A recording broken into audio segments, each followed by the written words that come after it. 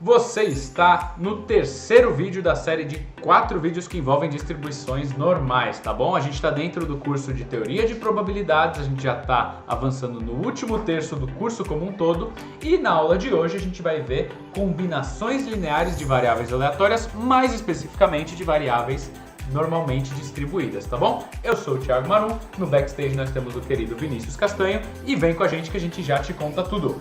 Vai!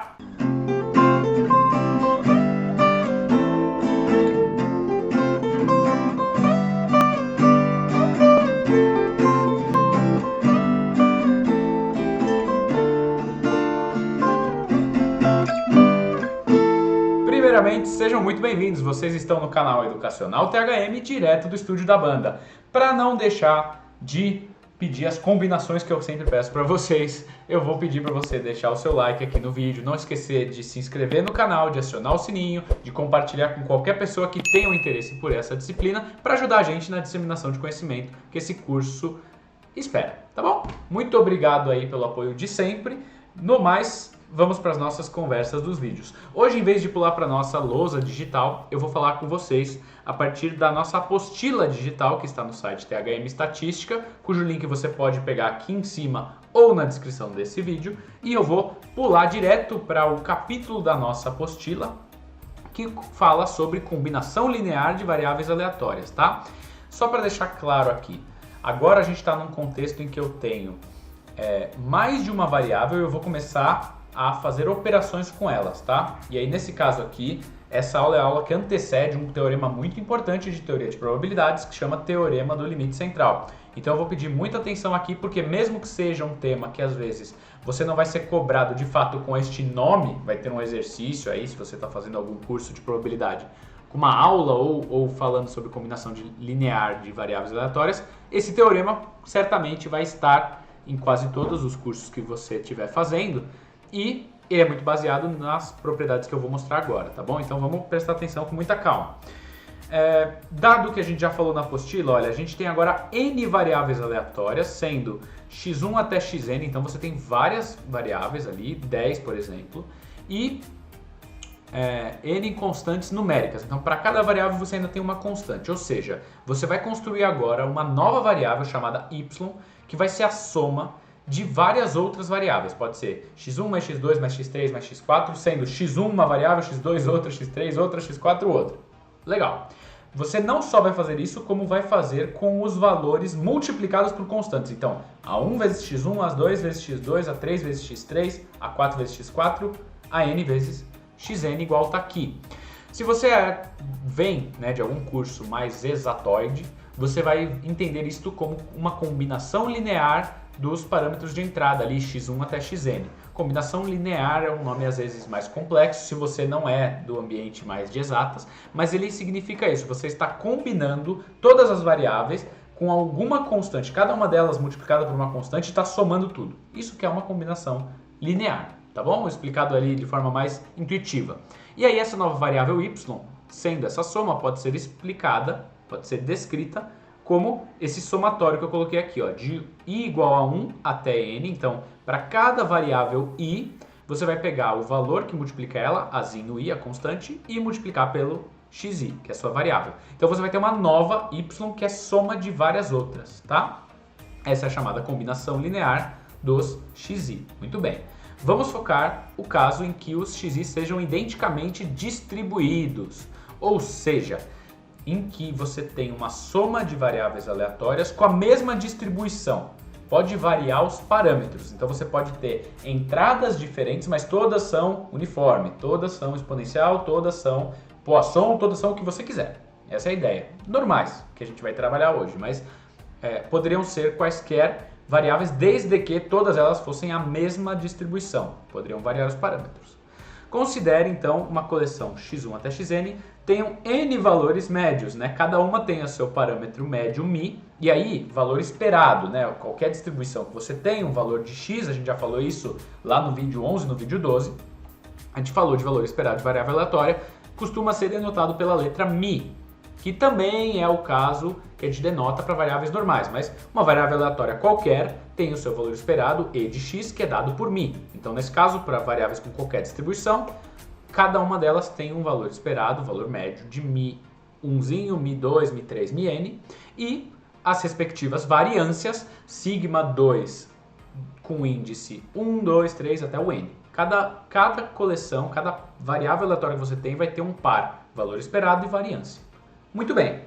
Se os meus valores xi forem independentes ou não, e aqui é legal porque se não forem isso também vale, esta propriedade é satisfeita, que o valor esperado da soma deles, e quem que é o valor esperado da soma deles? O valor esperado de y, vai ser cada valor esperado do x, então o valor esperado de x1 vezes a constante A1, somado com o valor esperado de x2 mais a constante, vezes a constante A2, mais o valor esperado de x3 vezes a constante A3, mais, aí vai somando tudo até o valor esperado para o último x vezes a constante que acompanha ele. Então vai ser um somatório, né? O valor esperado de y, soma, a combinação linear dos x, vai ser cada coeficiente multiplicado pelo valor médio, tudo isso somado. Muito bem. Então, se a gente tiver 5 variáveis uniformes, cada uma com a sua entrada e seus valores esperados, e você tem os coeficientes, então uma variável uniforme é 2 vezes x, e o x é uniforme lá de 10 a 20. Aí o outro é, uma segunda x2 é 10 vezes x2, que é uma variável que varia de 200 a 500. Tudo bem, você pode somar isso tudo, chamar de y, e você ainda vai ter um valor esperado para esse tal de y aí, somando duas uniformes, por exemplo.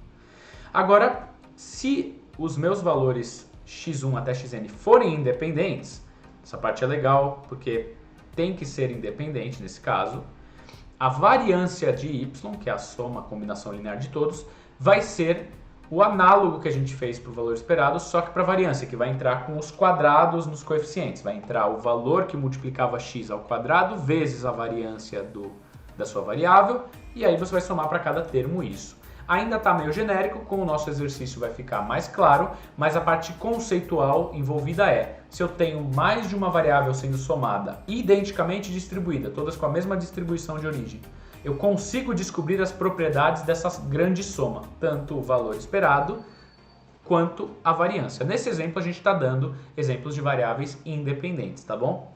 Num contexto talvez mais amplo, mais específico, a gente teria variáveis não independentes, aí você teria outros termos nessa equação. Então, isso daqui é uma simplificação que para a maioria dos cursos de probabilidade já basta, tá bom? Se você tiver no caso específico, deixa aqui nos comentários que a gente te ajuda a resolver, tá bom?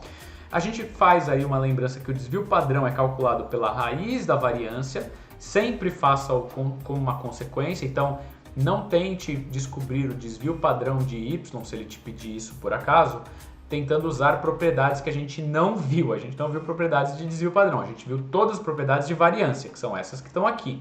Se ele pedisse o desvio de y, você calcularia a variância e na última linha você tiraria a raiz dela para ter o desvio da sua y, tá bom? Então, no caso de variáveis aleatórias com distribuição normal, qualquer combinação dos xi, das n variáveis que você tem, vai ter uma distribuição normal. É dizer, a soma de normais dá uma normal. Tudo bem? Você já deve ter ouvido isso em algum momento aí. E é de se esperar. Se todas têm meio que a mesma distribuição, e elas são independentes, se você somar tudo, eu posso resumir essa soma toda como uma grande normal equivalente. Essa é a ideia. E aí, a gente vai passar então para um exercício aplicado para ver como que isso se comporta, tá? A gente já tem as propriedades aqui de valor esperado e variância e eu vou mostrar para vocês com o exercício. Agora sim, vamos pular para a nossa lousa digital para resolver o exercício. Esse exercício é um tanto quanto aplicado, eu diria até. Aplicado assim, não sei se o pessoal dimensiona a prateleira, mas é um problema prático, né? Então vamos lá. Dimensione o comprimento médio de uma prateleira para acomodar 10 latas quadradas de tinta que tem larguras normais de valor esperado 20 centímetros e desvio raiz de 2,5. Então vamos lá. Cada lata de tinta tem um comprimento, certo? E este comprimento tem uma distribuição normal. E essa distribuição normal tem 20 centímetros de valor esperado e raiz de 2,5, desvio padrão. Então, teriam 2,5 a variância dela, né? Colocando aqui, ó, definindo nesse exemplo, aqui o parâmetro de entrada μ e aqui o sigma 2, tá?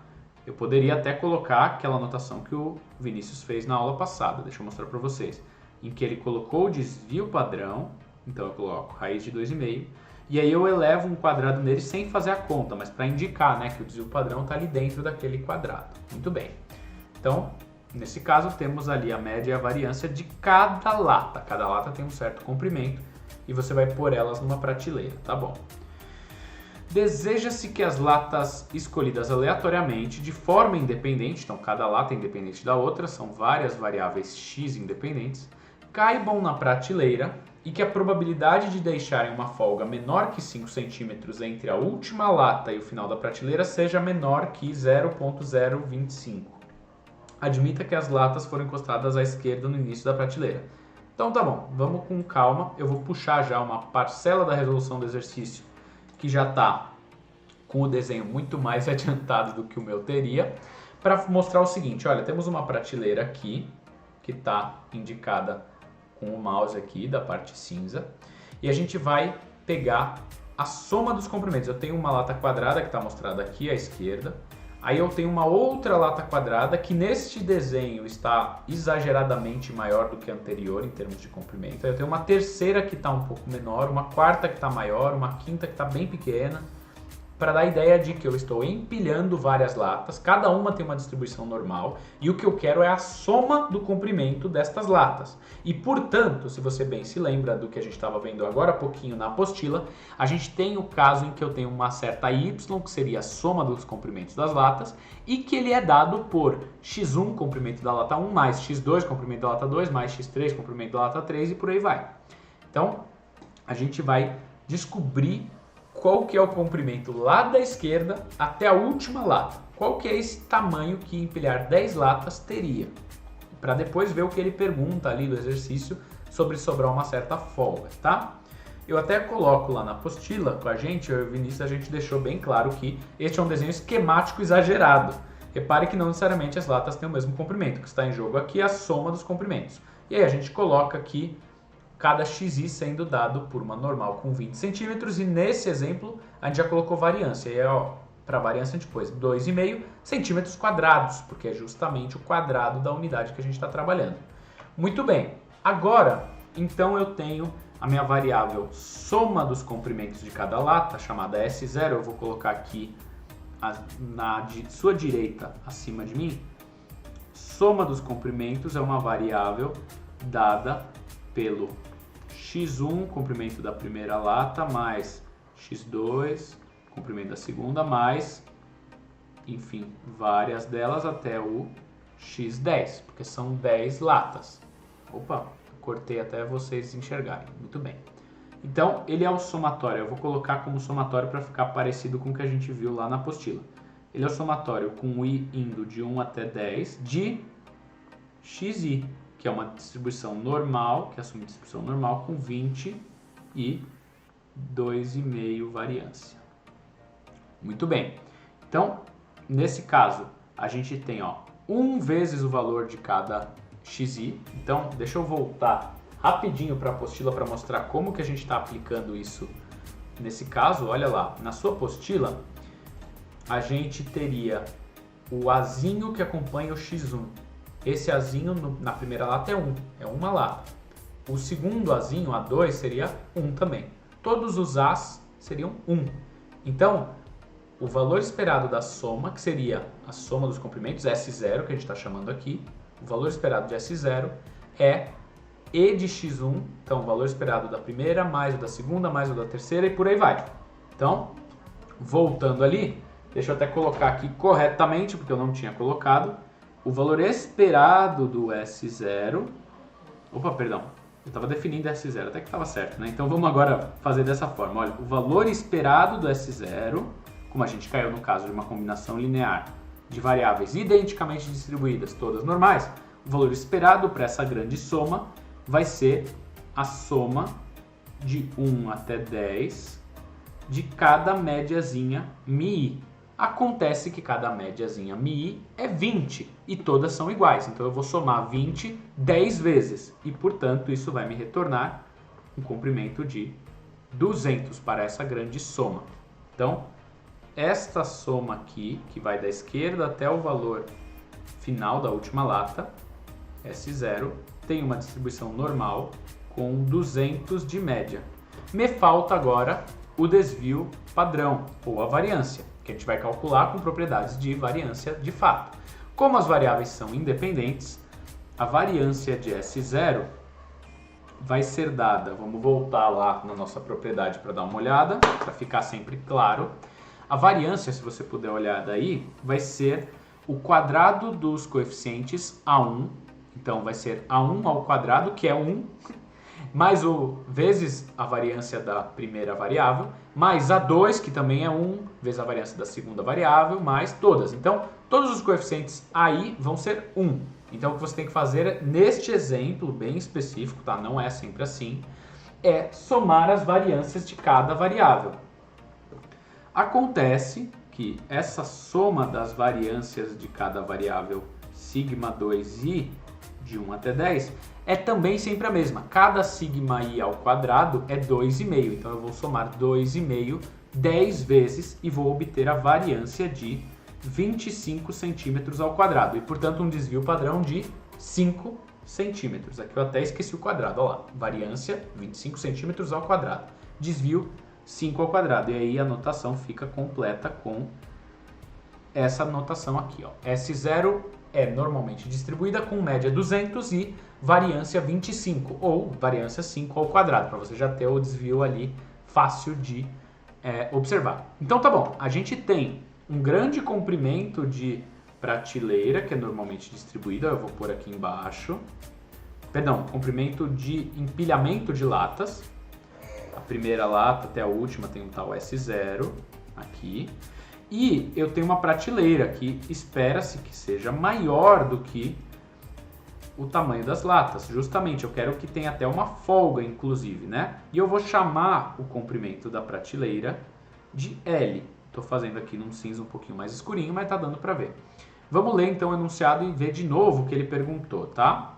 Dimensione o comprimento médio de uma prateleira, ele quer saber o L, para acomodar 10 latas quadradas de tinta que tem larguras nominais, cada uma com 20 desvio padrão lá dados. A gente já resumiu, né? Deseja que as latas escolhidas aleatoriamente caibam na prateleira e que a probabilidade de deixar em uma folga menor que 5 centímetros entre a última lata, que daí aqui no desenho ficaria nessa marca laranja, entre a última lata e o final da prateleira, então a folga ser menor do que 5 centímetros, deixa eu já colocar aqui como 5 centímetros, a probabilidade da folga ser menor, ou seja, o S0 superar este valor, é 2,5%, tá lá em cima, né? Então, traduzindo isso para problemas mais matemáticos, o que eu vou escrever é o seguinte: a probabilidade do S0 superar este tamanho que está aqui entre as partes, entre as barras laranjas, este comprimento vai ter um nome, né? Se eu estou usando essa notação, se tudo é L e até ali é S0, essa parte que eu circulei aqui seria L menos 5. Perdão, me enrolei. Volta. Se o S0 é a soma dos comprimentos, a maior folga que eu posso ter é 5 centímetros. Então, L, que é o comprimento total, menos 5 é o máximo que essa soma poderia assumir. Então, ó, L menos 5 é o valor aceitável. Muito bem, agora sim, agora estamos explicando direito. A probabilidade da soma exceder L menos 5, isso é, ter uma folga menor que 5 centímetros, ela é controlada e é pequena, mas vale um valor de 0,025, 2,5%. Existe uma chance dessa soma, já que eu estou somando várias normais, variáveis aleatórias, escolhidas independentemente e aleatoriamente, ela pode exceder o que eu tinha pensado de folga, mas a probabilidade que isso aconteça é 2,5%. Então, agora sim a gente vai para o nosso grande final. Eu vou tentar desenhar com a maior acuidade que eu tenho o S0 aqui, uma distribuição normal. Muito bem, ela ficou bem normal mesmo. deixa eu até colocar um eixo X aqui para facilitar a conversa. A gente sabe que a média dessa distribuição aqui está no 200 e a gente está falando que o S0 exceder o L-5 só ocorre em 2,5% das vezes. Então deixa eu colocar aqui, a dúvida seria, né? Qual é este S0? Primeiro eu tenho que descobrir essa soma para a qual mais 5 centímetros, sendo a folga, daria o comprimento da prateleira toda. Então primeiro eu vou descobrir qual é esse S0 que dá uma probabilidade de 2,5% de ser excedido. Então ela estaria aqui, ó, 2,5% estaria aqui. Quem é esse S0 exclamação aqui? É um valor da minha variável normal que retorna uma probabilidade após ele de 2,5%.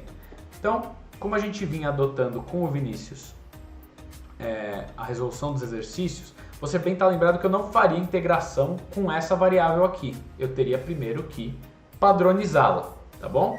Então, eu vou padronizar a minha variável. Quando eu fizer isso, ela vai estar em uma outra escala, como a gente viu 2 aulas atrás. Mas independente disso, eu sei lá que tem um 0 aqui. Opa, até apaguei. Vai ter um 0 aqui. E que eu quero descobrir uma variável z, o valor da variável z, nesse caso, equivalente aqui, z, exclamação, tal que ela tem a mesma área de 2,5 na cauda aqui, direita. Justamente porque, descobrindo meu valor na variável z, eu posso retornar pela padronização para a variável S0. Quando eu retornar para S0, eu vou ter a soma máxima que pode acontecer nas latas, mais 5 centímetros de folga vai ter o comprimento da prateleira. Então, vamos descobrir qual é o valor de normal padrão que retorna 2,5% para a cauda da direita. A gente tinha feito esses problemas considerando uma tabela que tem lá uma integração dessa forma, olha. Ela pegava no 0 até um valor de z e dava esta área aqui do gráfico que eu estou dizendo para vocês. Está até em preto, não deveria estar, eu vou fazer em azul. Essa área aqui, ó. Nossa referência estava assim e foi uma adotada para esse curso para sempre se repetir. Mas você já poderia descobrir, a sua referência pode ser já dada pela borda, pode ser dada lá do menos infinito até o valor, enfim. No nosso caso, o Vinícius inclusive resolveu dividindo os problemas de 0 até um valor positivo e tudo que era negativo ele usou simetria para rebater. Aqui a gente só vai dar um valor já mais próximo que isso vai assumir, mas você pode fazer da maneira que for mais conveniente aí para você, seja com R, com Python, com MATLAB, com alguma tabela, uma outra tabela, e não a nossa que a gente mostrou.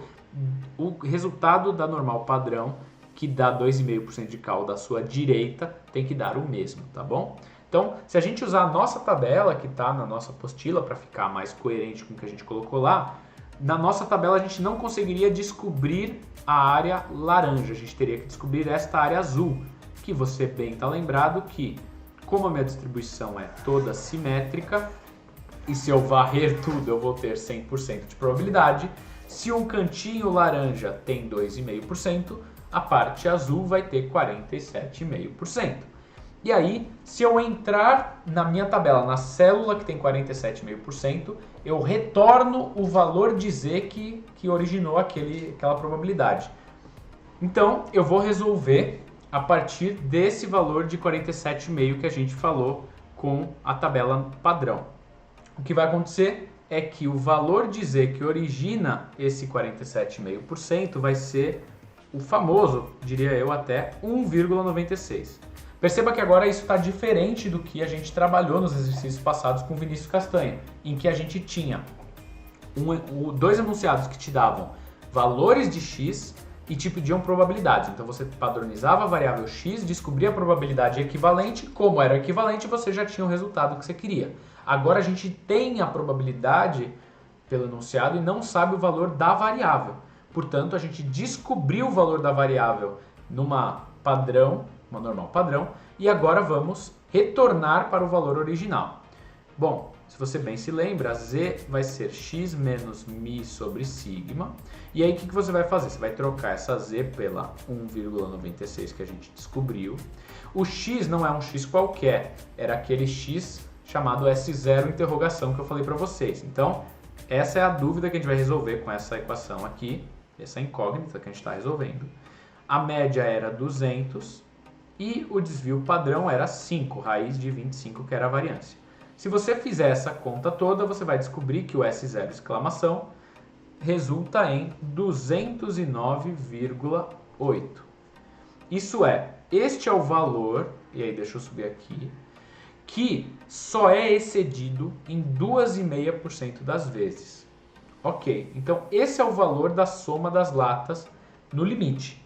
Quando eu ainda pego esse valor de soma de latas, dos comprimentos das latas, então S0 mais 5 centímetros, eu vou ter o comprimento da minha gaveta, prateleira, né? O comprimento da minha prateleira toda.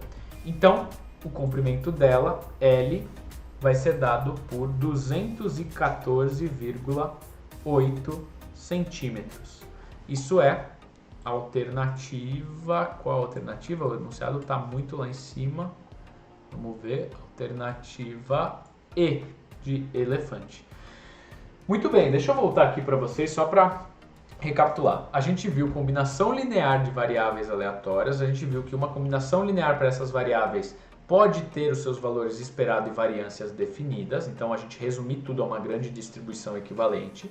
A gente aplicou para o caso da normal, que acaba sendo muito importante, e no exercício o que a gente fez? A gente ainda tinha mais ferramentas, não era um exercício tão direto não, mas que prepara vocês para tudo que pode vir pela frente. O que a gente fez no exercício? Olhando ele de novo, se você às vezes tiver dúvida, porque combinação linear de variáveis aleatórias não é um tema lá tão fácil de digerir, certo? A gente tinha que dimensionar o tamanho de uma prateleira e a gente tinha 10 latas para colocar nela. Acontece que as 10 latas, cada uma variava seu comprimento. Então o primeiro passo foi pegar e descobrir a variável normal equivalente ao comprimento das 10 latas somadas. Isso daí já deu um certo trabalho, mas a gente descobriu o valor esperado, 200, variância 25. A gente descobriu que a soma das latas, o comprimento da soma das latas, se distribuía como a normal. Legal. O que ele perguntou para nós fazia referência a soma das latas não exceder 5 centímetros de folga. Então, a gente tinha, e ele ainda deu a probabilidade para não exceder, que era 2,5%. Então a gente sabia que a soma dos comprimentos, chamada S0, lá no caso, não poderia exceder o comprimento da lata menos 5 centímetros, isso é, no limite ele não podia passar da folga ali de 5, com 2,5%. E a gente teve um problema que a gente não tinha tido até agora, em que a gente tinha o valor da probabilidade, 2,5% definido, e a gente não sabia qual o valor da x que a gente assumiria, que era a soma, né? Então a gente foi na variável padrão, descobriu pela probabilidade equivalente o valor da z equivalente, e pela padronização reversa, isso é, usando a mesma fórmula que leva para padrão, nós voltamos da padrão para a variável x. Quando a gente chegou lá, ainda não era o resultado do exercício, porque aquela era só a soma do comprimento das latas. O que ele perguntou calhou de ser o comprimento da prateleira, que era aquela soma toda mais 5 centímetros. Eu acho que depois de tudo isso, se você ainda teve alguma dúvida, pode deixar aqui nos comentários. Na aula que vem eu volto para explicar teorema do limite central, que é um dos mais fundamentais aí de teoria de probabilidades, envolvendo distribuições normais. E no mais é isso. Foi um prazer estar com vocês, a gente se vê no próximo vídeo. Até lá!